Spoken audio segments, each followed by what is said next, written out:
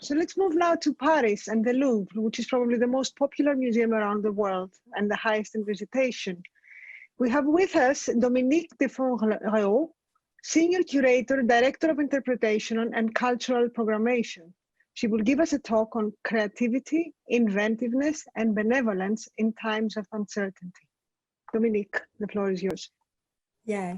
Thank you so much, Sophia, and thank you very much to inviting me in Athens, and even if it's in a strange way to talk together, but we are getting used to it. So thank you very much. I'm very pleased and much honored to be here with you.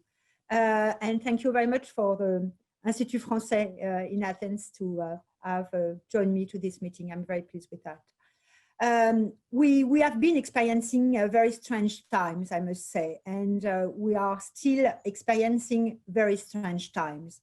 For the first time since World War II, I think it's important to recall museums everywhere in the world have been closed for months. Sometimes they are remaining closed. The Louvre, for instance, will be closed until December 15. So it's a very sad time to have museums closed this way during the time. And also museums can welcome visitors with safety, despite their very important role in culture and education, as it has just been said. Museums have been seen by most governments as unessential and as not as important as other fields of the society. And they have been asked to close their doors to the public. Such a situation, of course, was unexpected. And maybe far more than being only unexpected, we cannot imagine before that such a situation could have been possible. And we have been facing events we have never ever imagined. And of course, we are also facing consequences that we couldn't foresee.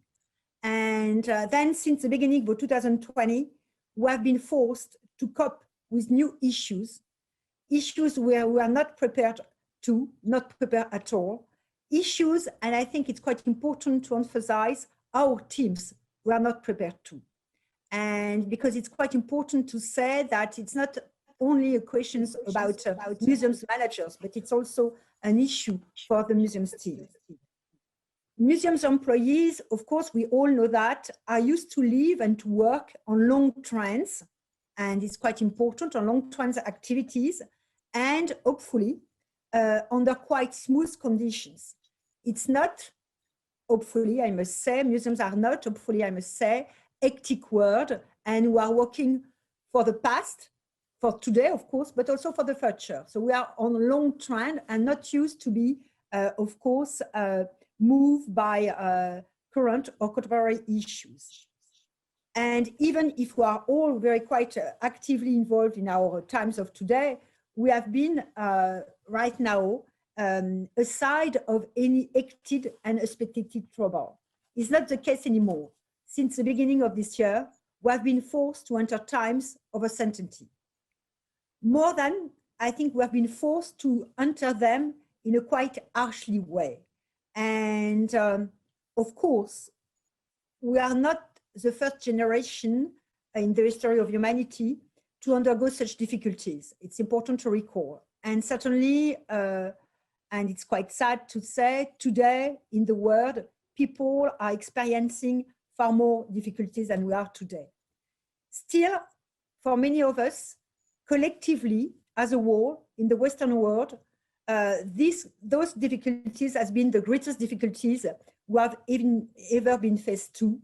And quite important to say, difficulties that are the same everywhere in the Western world and in the world, but especially in Europe and in the States. In March, in the Louvre, the first lockdown, I don't know if you recall, but the first lockdown in France was in March 16. So the first lockdown in March 16 was a shock. People, everyone in France, everyone at the Louvre, everyone in French museums, in fact, were stopped in their daily life. No school, no museums, and the museums were closed from a day to another. It was, of course, very sad, and it was almost something that has been felt as unreal. Still, and quite quickly, and it's quite important to say, very positive values appeared at that time. For instance, the common feeling of being able to struggle together against the disease. Also, a very strong hope for better times, a strong hope for new times to come afterwards. In French, we were expecting what we call le monde d'après. I'm not that sure that there will be an afterword, but we were used to have this monde d'après in mind. Times of the year, it was spring. Weather, it was one of the most sunny spring we have ever had in Paris and in most Western Europe, certainly help in hoping. And hopefully, during summer, most of our museums were allowed to open again. Even under strong restrictions in traveling, summer was great, and we welcome at the Louvre many visitors. I must say, and it's important to say, that the second lockdown, as we have a second one, I think it's so strange to say that, but we all know, we are all experiencing that. Despite the fact that in France, for instance, it's less restrictive than the first one has been, this second lockdown is quite difficult to stand, and it is experienced as a very worse time, and as a worse time that the first one was. Something that has to be said, I don't want to be sad, but I think it's important to have this experience. Feelings for common good have faded, hope for new times has decreased, and worry and worriness has increased as a whole. It's quite difficult to, for the time being, uncertainty is at most. Of course, we expect that the disease will be dead after the vaccine, but still, despite that, we cannot expect very smooth time in 2021. And the idea of having a monde d'après and afterward is still to be built. Still, and even if we are closed today, the role of museums, I think, have never been so crucial in our society. The need for leading the museums and leading the teams of museums on a clear path has never been so important. Of course, I have no miracle recipe to share with you, and I'm very sorry to disappoint you in that matter, but of course, it's quite difficult to foresee any recipe. I don't have any. I just want to share with you in a very few words our experience at the Louvre since the beginning of the year, and especially my experience as the director of cultural programmation within the Louvre. It's certainly too soon to make any assessment of the months we have been living. And it's something that we might do that next year or the year after. Still, it seems to be that it's very important to emphasize that three ideas could help us in going further. One is creativity. And creativity, of course, is very important for museums because creativity is both the institution creativity, but also the recall of the artist's creativity.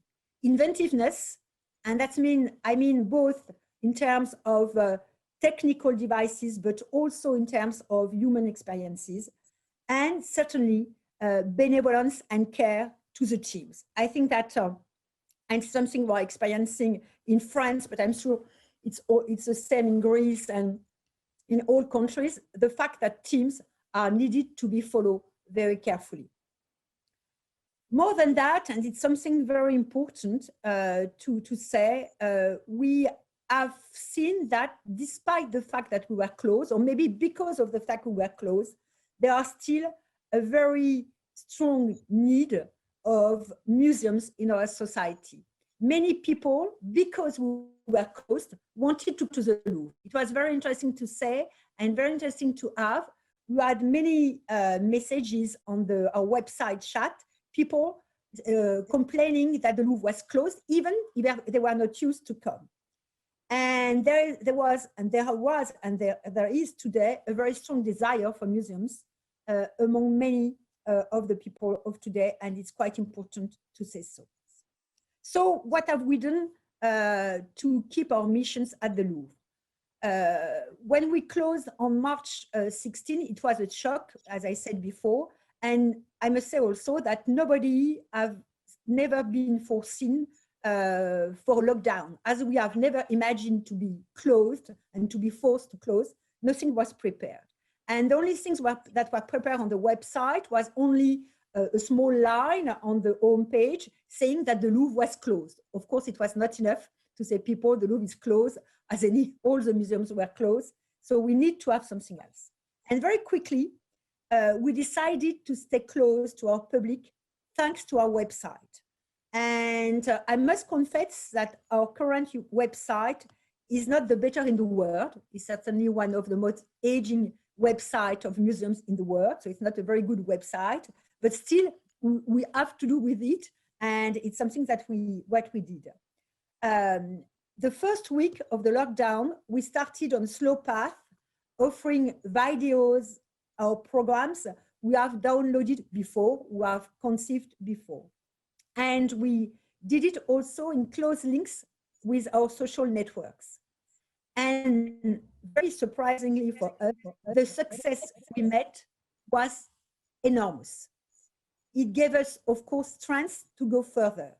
And then in April and in May 2020, we imagined a new platform dedicated to families, which we call Petit Louvre. And Petit Louvre with cartoons, with drawings, with different things on the works of art. We offered in links with Arte films and movies, in links with Radio France concert and Médicis TV. And it was a tremendous success. More than 10 million of people visited our website from March 15 up to May 11. It's 10 times the usual frequentation of the Louvre website. Such a success, of course, has given us the possibility of going further. And it has allowed us to have new ideas, to develop new ideas. It's very strange for me to say that this first lockdown had good effects, but I must admit that it has allowed us to imagine new contents, and especially something that we never dared before to do, to draw links between academic contents and leisure contents. We used to have a kind of a cutoff between what we think was academic and was leisure or family content. And something that we experienced during the first lockdown was the case that, for instance, people came for Petit Louvre, and they had also the opportunity of seeing a lecture or seeing a symposium, and they were very happy to do so. So it was very interesting for us because it was quite a breakthrough for us. I must say that the numeric culture at the Louvre is not the best one, was not the best one, and we were not used to do so. And we use normally to oppose digital visit to actual visit. And we were quite, I must say, quite shy in proposing digital visit before on our website. The experience of the spring has shown us that both digital visit and actual visit could be closely linked, and how the first one, the digital visit, could prepare and enhance the later. And a very good example is the fact that when the Louvre opened on July 6th, open again on July 6th, people who came, and there were quite many, were asking to see the works and the galleries they have seen on the website. And they say, yes, you know, on the website, I've seen for instance, the Caryatid gallery, or I've seen the Roman galleries, and I want to see it again. It was very interesting to say so. And because of the Petit Louvre, we had many families, far more families than we used to. So it was very interesting because it was not only an issue about the content, but it was also an issue of, in a way, having, during the first lockdown, a more friendly Louvre, a Louvre where you have cartoons and also quite academic contents. And so it's very interesting to see. And so it, of course, it was a very good effect. And as we are designing a new website that should be on air next year, in March next year, 2021, of course, this experience is a long-lasting experience because it has helped us during the second lockdown, the current lockdown, but also it's also helping us in designing the new website for next year. And for instance, right now, during this second lockdown, we are, of course, benefiting from our first experience of March and April. And we are offering our public not only videos and virtual visits, but also live concerts, live lectures, live rehearsal, and which are making tremendous success. And it's very interesting because then there's two things. It enlarges the public, of course, but it's also emphasized for people the Louvre creativeness. And the Louvre was not used to be seen by French people, at least, as a creative museum. And thanks to that, we are seen as a museum that is able to be creative. Something I must say also, creativity and inventiveness are not based only on technical devices only. And it's quite important to say so. When we reopen in July, we designed a new programmation with free visits in different parts of the Louvre, available to anybody at different times of the day on a free basis. After months of visit of the Louvre on screen, people were willing to meet people, to exchange with people. And this free programmation, which was based on the encounter between people, was very successful.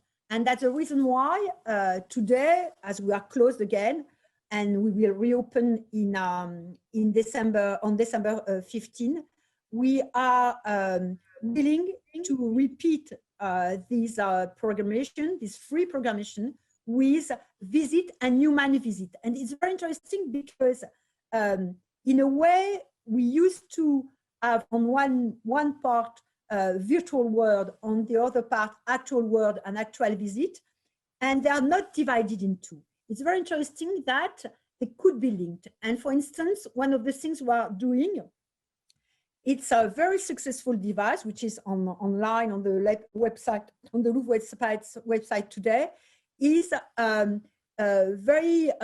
it's short stories that are taking in fact live into the galleries of the Louvre, and they are filmed and they are proposed on the website under the name of Contes d'été, Contes d'automne, and they are very successful because it's also the meeting with the actress who is in fact designing the short stories.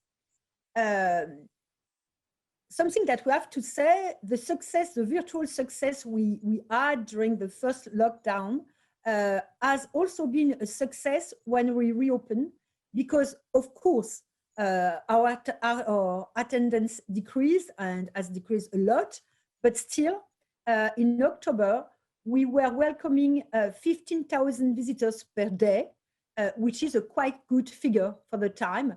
It's roughly the third of the usual attendance, but it's quite good figures in that terms. Something I have to say and maybe to sum up is the fact that we need this creativity, we need this inventiveness, but we need also to be always able to recall what are our missions. And our missions today are, they have always been very important, but they are maybe today far more important than ever. Our missions in terms of culture, our missions in terms of education, our missions also of keeping people together. And something that I've maybe never realized myself, how much website, social networks are also devices when they are handled by institutions, they are very good devices to join people together and to be able to enlarge the information and the culture. So I think it's quite important to have that, to recall what we are and what we are designed for, and certainly for cultural transmission and for education. It needs also, as managers, to be very close to our teams, because it's very difficult for them to see project cancel. It's very difficult for them to see, we have worked very hard on in opening 2 exhibitions at the Louvre, Aldorfer and Le Corleam. They opened for 1 week and then they closed because of the second lockdown. So it's very, very sad for people. And we had to help them in seeing how important our missions are, even if the museum is closed.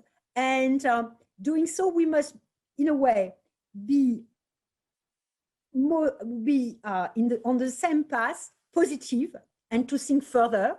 And for instance, something I want to say, and especially to say to my Greek colleague, who are going on with the wonderful birth of modern Greece that should take place at the Louvre next year. And for me, I love your country. I must have said that before, but I'm sorry.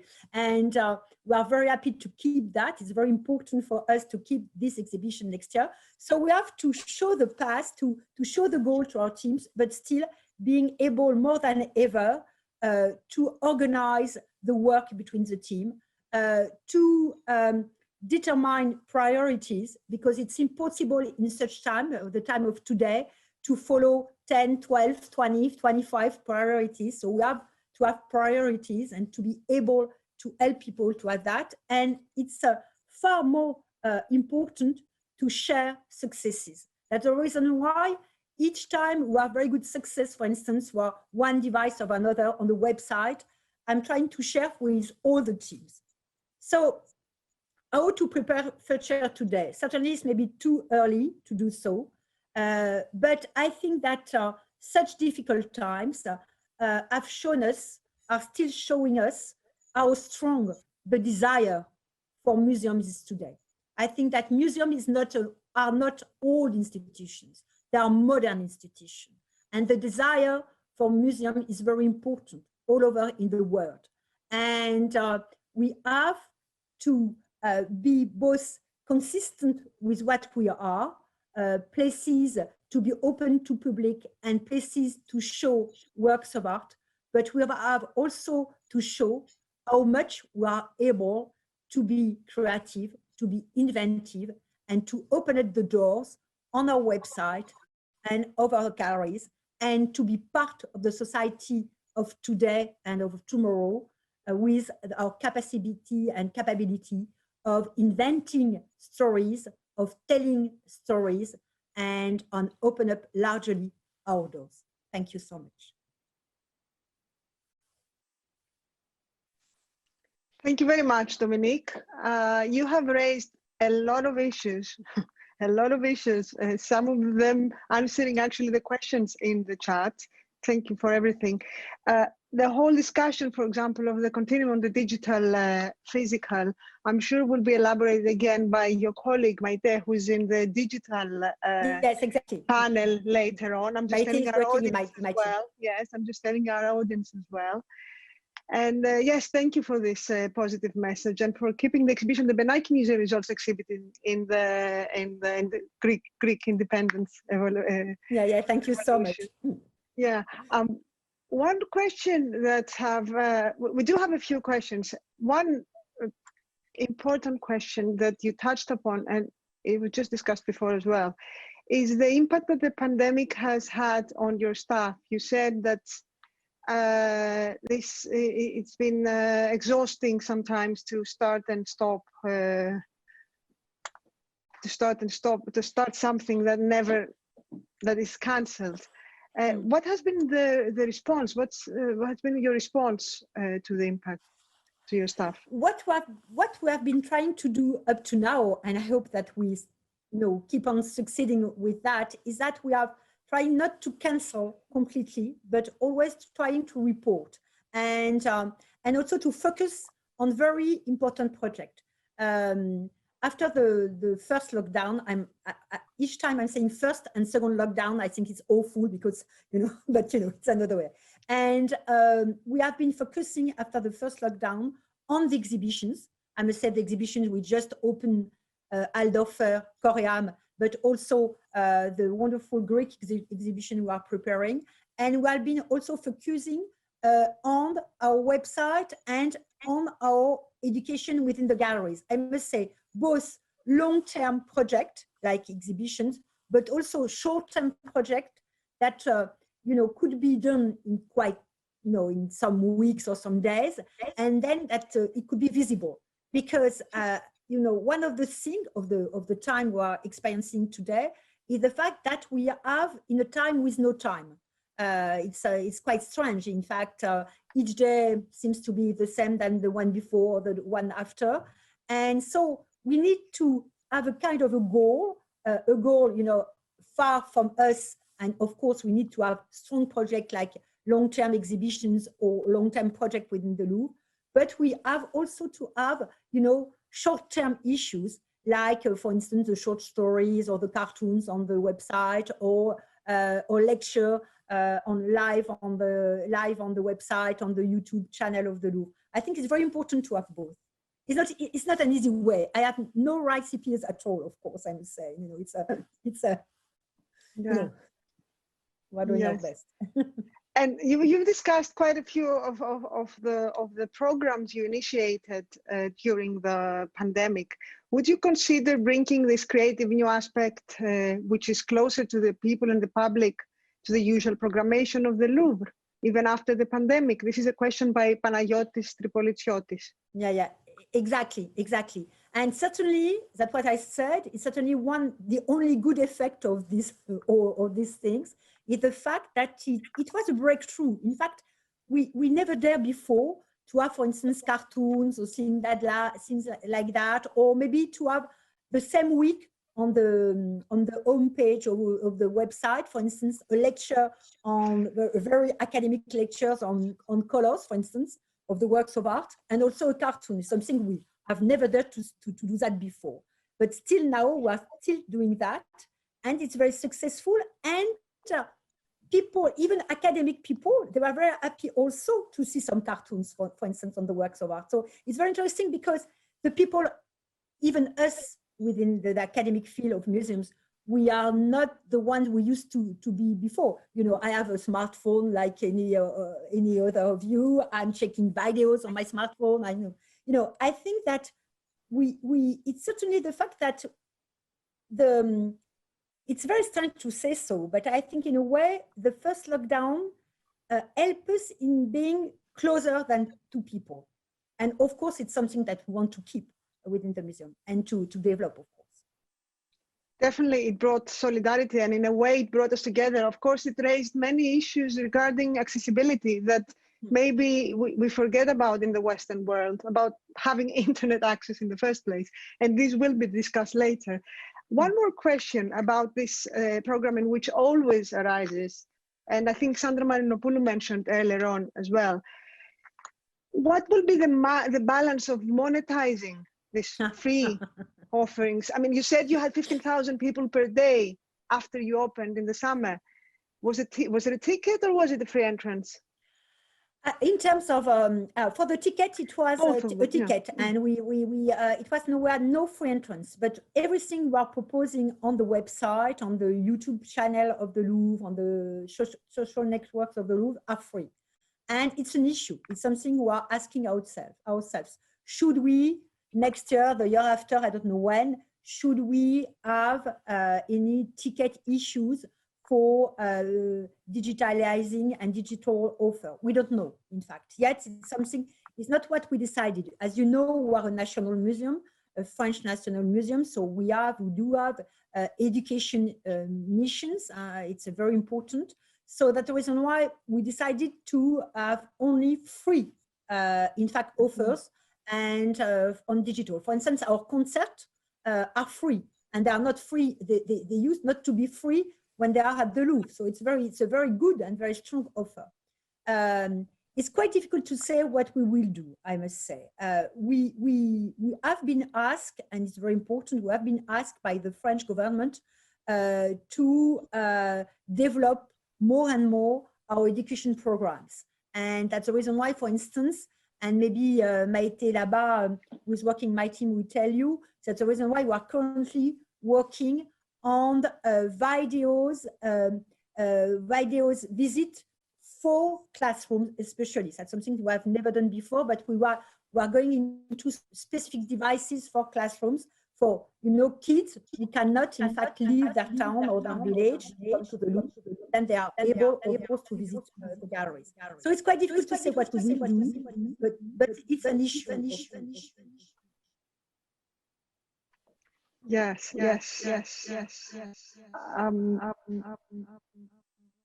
One last question, I guess, because we really have to say, I'm listening to my voice. Are you?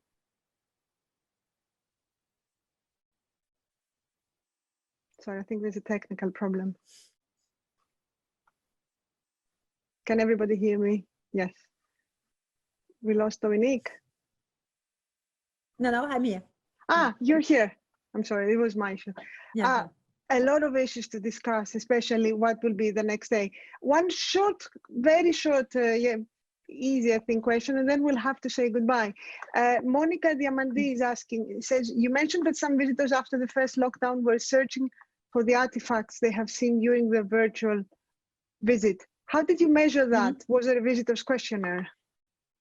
No, it was not a questionnaire, but it was very interesting because we decided to have many mediators within the galleries, many people to welcome, and in fact, people were asking that, and they were asking the people within the museum to see, for instance, la salle des colonnes and things like that. So it's very interesting to see that that they were closely linked to what they have seen on the website.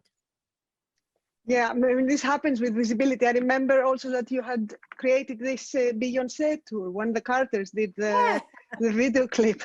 So it's more or less the same thing. Sometimes this kind of visibility that applies to the wider public then brings it back in and asking for what they've seen online. No. Yeah, of course. Yeah. Well, I will have to say goodbye. Thank you very much. Warm applause again. No, thank you. Dominique de Font-Réaulx. Yeah, it was a pleasure. Thank being with us. Much. And I hope thank you, Sophia. Thank you. It was a pleasure for me. And I'm looking, in fact, forward to being in Athens, of course. It's a city I love, and I hope that, I'll be back soon. Great. You'll come and visit us. No, thank Have you. a good day. Bye-bye. Have a nice day. Thank you. And a nice symposium. Thank you so much. Bye-bye.